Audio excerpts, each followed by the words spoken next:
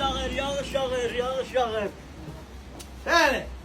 Yağış da gəldi, ruzu bərəkət Getdalarımız gəldi da var, maşallah. Düzdür, yağış bizə sərf eləmir, kafe üçün sərf eləyir, hamı gəlir vurmağa. Amma burada nədir? Kətan satıram. Mən bu yağışda kimə satım? Bax, işçilərlə özümdən başqa işim yoxdur. Bir daha belə qəşəng koftalarımız gəlib 15 manata, petrovkalar qalıb 20 manata. Ondan sonra 13 manata loropianalardır. Ondan sonra buradakı kətanlarımız 20 manatdır. Bax, belə qəşəng. 9 manata koktalarımız. Bu nədir? Nabuk olandır. Bax, 20 manata. Görürsən?